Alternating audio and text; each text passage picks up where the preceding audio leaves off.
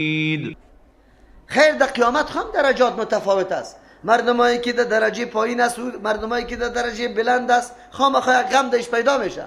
الله متعال میگه نه، هر کس در مقام خود راضی، او غم و غصه مکمل دور میشه. و نزعنا ما فی صدورهم، ما میکشیم آن چیزی که در سینه هایش از جنتی هست، من غل، از خفگان و غم.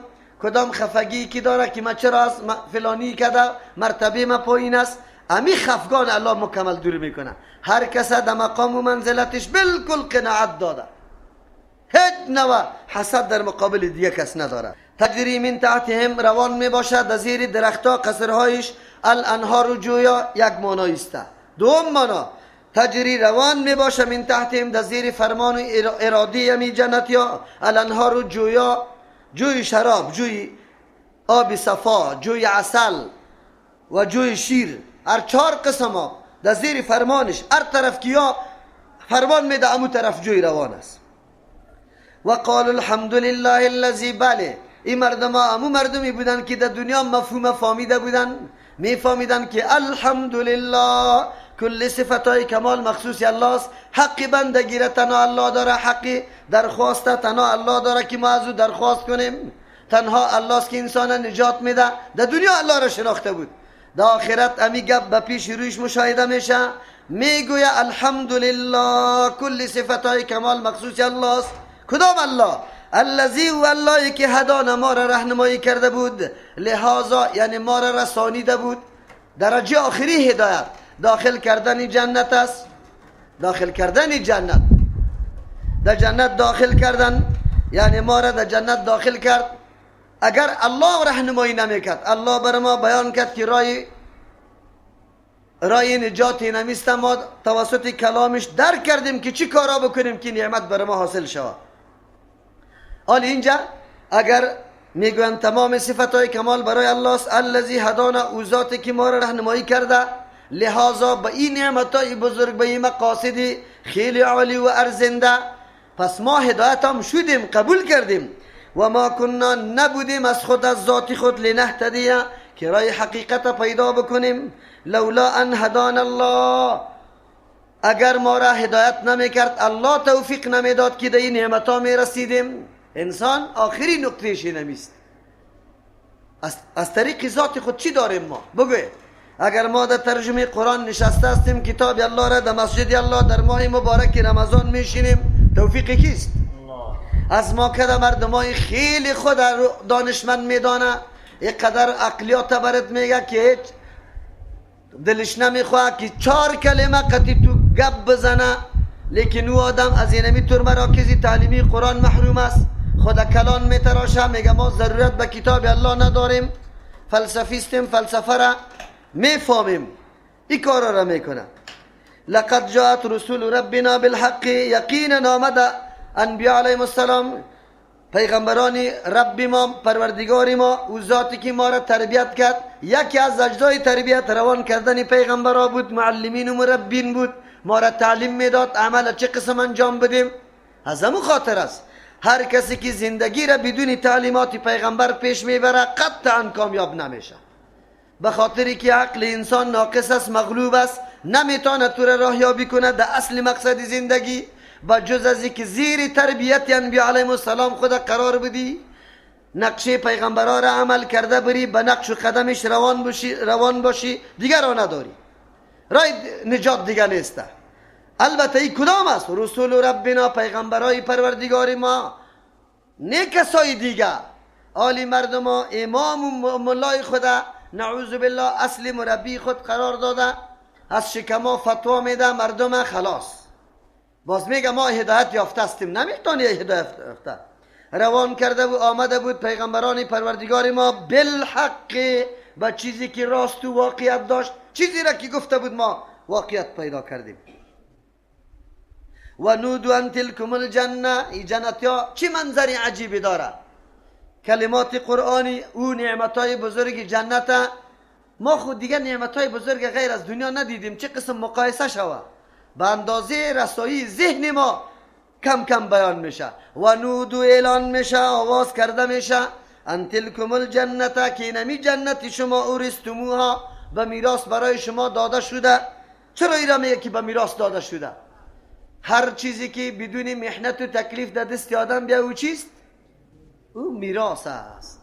نعمتی که به محنت در دست میاد مثل که میراث هم یک نعمتی است که بدون تکلیف و محنت به تو مال داره یک دم باقی میمانه. از او خاطر جنت نعمتایشی طور نیست که مفت در دست بیاد، اما الله متعال توسط عمل و عقیده خیلی کمی ما که در دنیا داشتیم اینطور نعمتای بزرگ الله نصیب ما کرده. از او خاطر اورستمو میگه. یک توجیه. دوم، در حدیث میاد پیامبر صلی الله علیه وسلم میفرماید برای مؤمن جایی که در دوزخ وجود داره برش نشان میده. اگر توی ایمان نمی آوردی عمل صالح انجام نمیدادی اونمو جایی بود در دوزخ.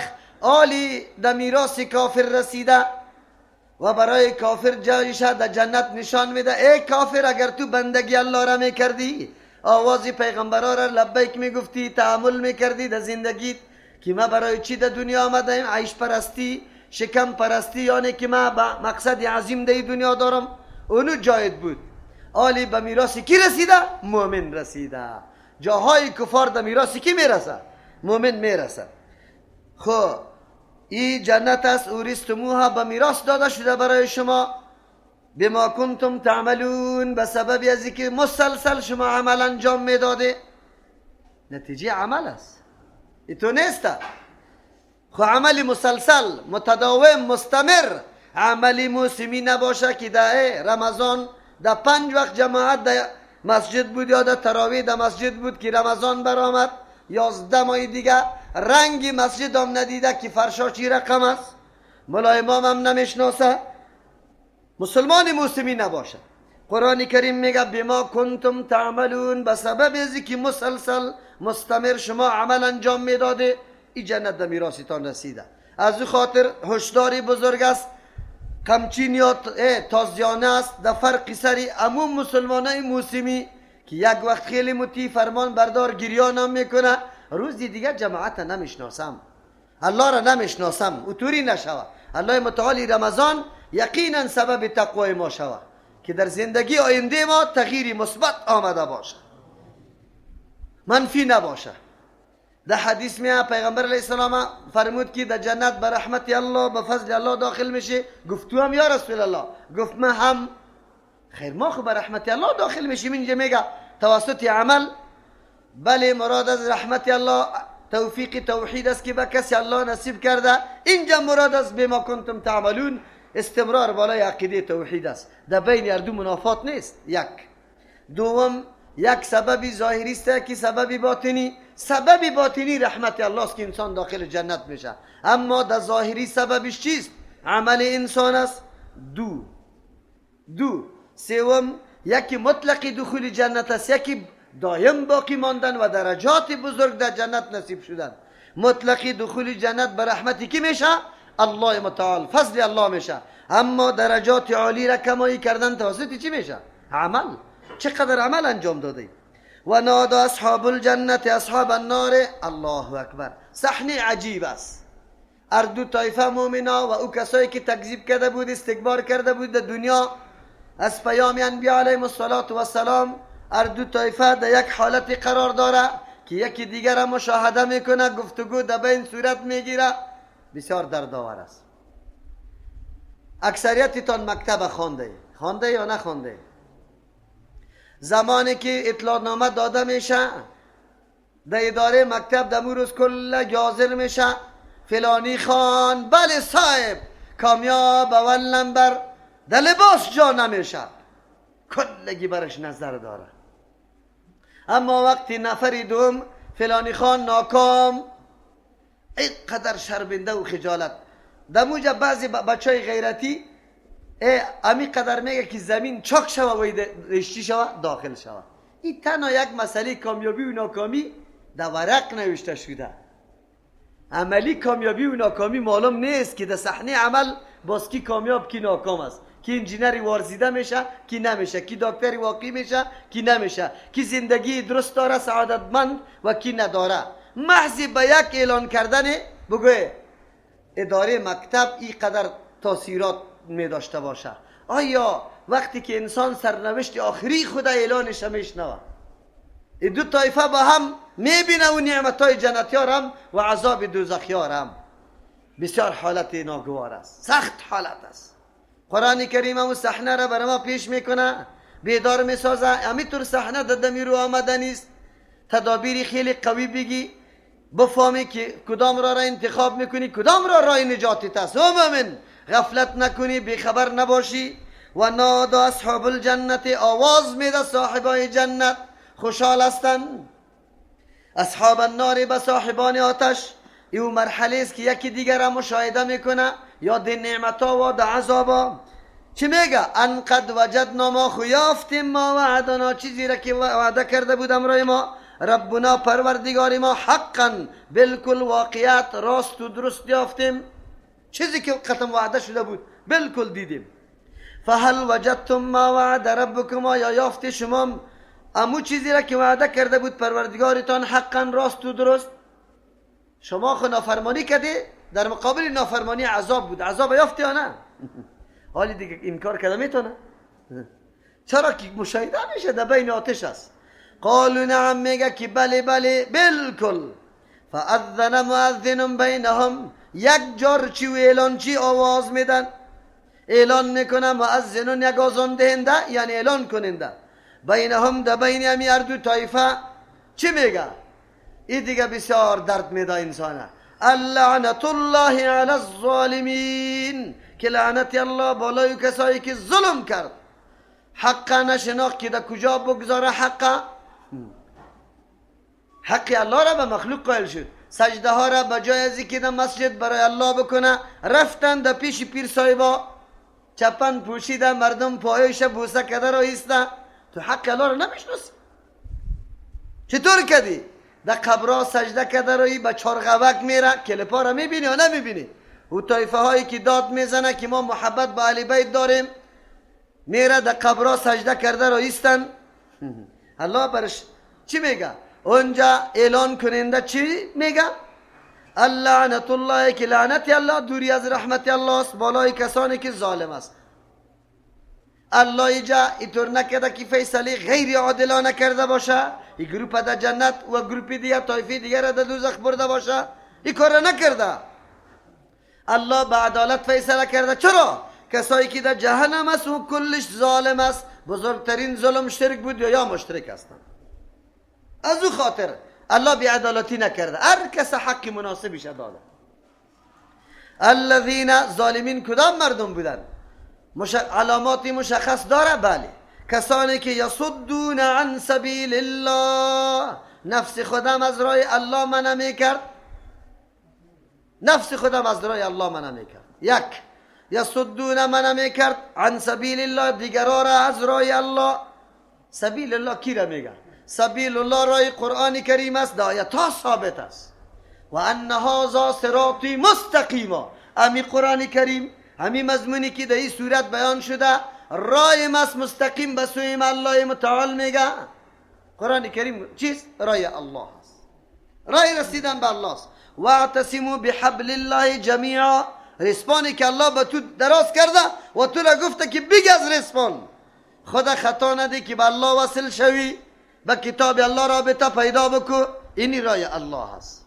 این مردم ها میخیزن از راه الله، مردم منع میکنه انواع شبهات. چی میکنه؟ و یبغونها، طلب میکنه دمی راه الله عوجا، کجی کوری را.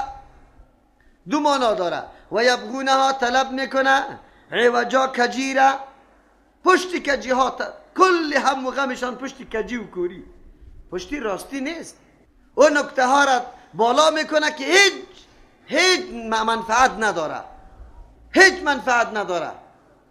آیا قبر وسیله بگیریم نگیریم اختلاف است، ملا اینطور گفته اینطور گفته. چیزی که اختلافی شد چی ضرورت برش دادم؟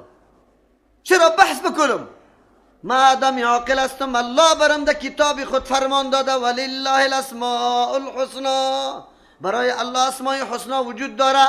خود برم امر کرده که فدعوه بها، طلب کری الله را به واسطه اسما. الله خود فرمان داده هیچ نیاز ندارم که توسل به ذوات فاضله جایز است یا ناجایز. چی کنم میشه؟ قرآن برم مجاز داده. لیکن این بدبختای مبتدعین تمام روز راههای کجا دنبال کرده رئیس. راههای کجا ترا معرفی میکنه. امام ابو حنیفه رحمه الله را توهین میکنه، قبول نداره، مذهب قبول نداره و یبغونها طلب میکنه در راه الله عوجا، کجی کوری را. چه قسم کجی کوری را؟ شبها را خلق میکنه، شبها را میپرته. چه رقم شبها را؟ در کجا میری؟ طرف ترجمه قرآن کریم اشکونی که نروی، خیرت است او آدم وهابیست. در راه الله شبه مندازه، مردم از سراسیمه میکنه. مردم بیچاره خامو قدر درک نداره که بیا برم یک دفعه خو بشینم کمی وهابیت هم بشناسم. مردم یک دفعه میره هر چیز میشناسه، یک کمی تعامل بکنه، بیا کتاب الله را بشنوه. لیکن این مردم شک ها و شبه میکنه. کدام عالم براتان گفته که مولوی متوکل چیز غلط میکنه؟ ایره براتان نگفته. چی تبلیغات کرده؟ مولوی متوکل بیادبی در شانه ماما داره. کدام روز بیادبی مرا دیدی؟ ما اوی مامای بزرگ خود چی میکنی؟ ادناترین عالم که سخنش امرای قرآن و حدیث برابر است، نوری چشم ماست، به سر و چشم قبول داریم. دیگر خود چی میکنی؟ خود مردم چطور شبها را انداخته رویسته؟ قرآن کریم بیان میکنه، من نمیکنم.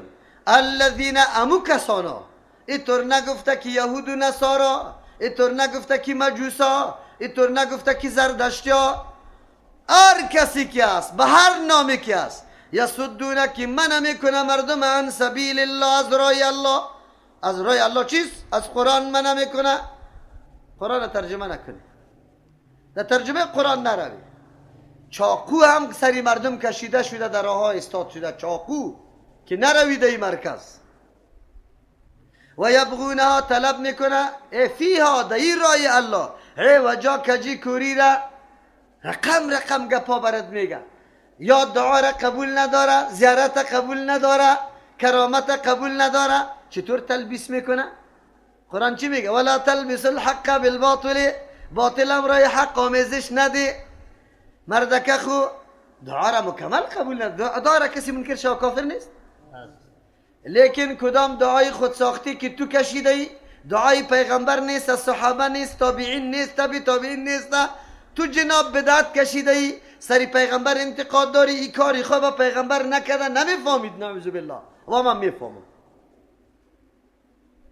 این دعا را تو کشیدی، من رد میکنم. خب مردم نمیگی که بعد از نماز فرض و سنت با هیئت اجتماعی دعا ای را بدعت میگن، قبول نداره شه، بدعت برش میگن. چرا بدعت میگم؟ اگر مرد دستی یک دفعه ثابت کن، در یک مورد ثابت کن، دین اگر میفهمی. وی در استسقا باید اجتماعی دعا شده، او بدبخت در استسقا شده، صحابی نقل کرد. ما بلکل باید اجتماعی دعا میکنیم، لیکن در نمازها ثابت کن، در نمازها ثابت کن. نمیتونه. زیارت قبول نداره. کی میگه که زیارت قبول نداره؟ زیارت خو ملاقاتی چی را میگه؟ بگوی قبرا، برو در قبرا. در حدیث ها مکمل مقصد زیارت رفتن بیان شده. دلت نرم شوه، زیاد قطی دنیا عشق و محبت پیدا کردی، یک دفعه در قبرستان که بری، قبری بابایت میبینی که بابا چقدر میدوید. یک وقت من خومی بودم که در 12 بجه خیسته، بیل در دستش تنگ و تنگش برآمده رایست. شو بجای از اینکه تهجد بخونه میرفت اوام دزدی میکرد از مردم. کجا شده ولی؟ اینجا در زیر خاک است. چه چیز به دردش میخوره؟ محبتی از دنیا کم شوه، مرگ در یادت بیایه، زیاد منهمک به دنیا نشوی. این زیارت است. لیکن ما میگیم که کدام دین است که قبرها را فرق کرده که اینی قبر یک بلس خاک داشته باشه، تنها خاک باشه، شناخسنگم داره یا نداره. اما یک قبر دیگه آنقدر مصارفی انگفت شوه که 100 دانه خاندان یتیمی ما برای یک سال مکمل چی میشه؟ نان و نفقش داده میشه. جناب تاجر بی بدبختی ما هم همی قدرگ نداره، میره قبرها را میسازه. فلانی خان قبرها را ساخته، گنبت ساخته. این در دین است؟ همین ملا را سوال کنی بگو در دین است؟ چی میگه؟ یا زیارت قبول نداره، اینطوری زیارت خو ما قبول نداریم. الله توفیق بده که کلنده بگیریم مثل سایر مسلمان ها قبرها 1 سال باشه چنانچه در عربستان است. این آرمان در دل ما هست، الله پوره میکنه انشالله. اینطور نمیشه. باز او قبری که سببی مبتلا شدن شرک مردم شده، مردم تباه شده. مزار چقدر مرکز شرک گشته برای مردم، گشته یا نگشته؟ گشته. مردم در بدر خاک بسر شد. خیرات قبول نداره و بدبخت. قرآن پر از صدقات است. چرا خیرات قبول نداریم؟ بله بدعتایی که تو انجام میدی در پالو همسایت اینطور یتیما وجود داره که نه پدرش وفات کرده، خانهش کرایی است، نه دکان داره، نه وظیفه، مادرکش نصف شو میخیزه، با بچگک که یتیمی خود گندنه را آورده بولانی جور میکنه. این بچگک گاهی در یک مستری خانه، گاهی در دیگه مستری خانه، مورد آزار اذیت مردم، مورد آزار اذیت دریور. این صحنه ها را خودتان خوب مشاهده کنید. آخر هم کسی از پیشش نمیخره، نانا یک شدگی پس مادرش گریان میکنه که من به اولاد خود چی بدم. لیکن تو جنابی محترم گوار کشته، کارتا را نوشته کده به نام وکیل وزیر و کسا را تو نان میدی که وا اصلا قابل نان دادن نیست. مخربی دین، ظالمای دین است. ولی این مولای اینمی قسم به نام خیرات قبول نداره، ایره ظلم میدانه، بدعت میدانه، ناروا میدانه. تو مرد شو خیرات بده، یک موتره برای خواهرها بگی که در رمضان ترجمه قرآن بشنوه، عقیدش جور شوه، سبا اولاد خدا عقیده توحید درس بده میکنم. یعنی که تو را دیگه هم ترغیب دعا میکنم، امروز دعا برات میکنم. لیکن تلبیس میاره سری مردم تلبیس میاره. یا تفریقه را میندازه. سنت رسول الله برای تفریقه است. اگر کسی عمل به سنت میکنه او تفریقه است. صحنه نماز عربستان خو میبینید در رمضان بعضی تلویزیون ها پخش میکرد، میدیدی یا نه میدیدی؟ امی عمل به سنت رسول الله اونجا مایه اتحاد است، اینجا مایه تفریقه است. خو از دست تو بدبخت بی دین که دین الله را پنهان کردی، مردم یک طریقه را اورام که به حدیث ضعیف ثابت شده باشه ای را وحی آسمانی فکر کردی، دیگه کلی طریقای پیغمبر را گفتی، نعوذ بالله گمراهی است. از دست تو مردم تباه کردی. این مردم که دشمنی با سنت رسول الله داره در روز قیامت تو عالم جواب داده نیست. این مردم که اون روز یک قاری صاحب در رادیو، در برنامه رادیو گفت که یک قاری صاحب میگه که 12 رکعت کسی میکنه کافر است. 12 رکعت تراویح را کسی میکنه، 12 رکعت پیغمبرم کرده، خیلی کافر است. این حالات مردمی ماست. در روز قیامت پیش میشی یا عالم، یا آیاتای قرآن میشنوی یا نه، تلاوت میکنی یا نه، عقیده برش داری یا نه، باعثش تو که دین به مردم نرساندی.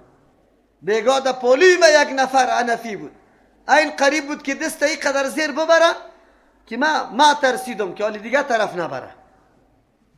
لیکن در مسجد ما هیچ اختلاف نیست، اونجا ما اختلاف نیست، خدا مسجد تو ما اختلاف است. الذين يصدون مردمایی که منع میکنه مردم عن سبیل الله، از راه الله، و یبغونها طلب میکنه در راه الله عوجا کجی کوری را، و هم بالآخرت کافرونی مردم با آخرت انکار میکنه. حتی اثر قبول نداره که پاداش است، حساب و کتاب است، از ما سوال و جواب میشه، ما مسئولیت داریم. این کتاب به می خاطر آمده. خو کدی قرآن به مردم بیان نکردی. چرا؟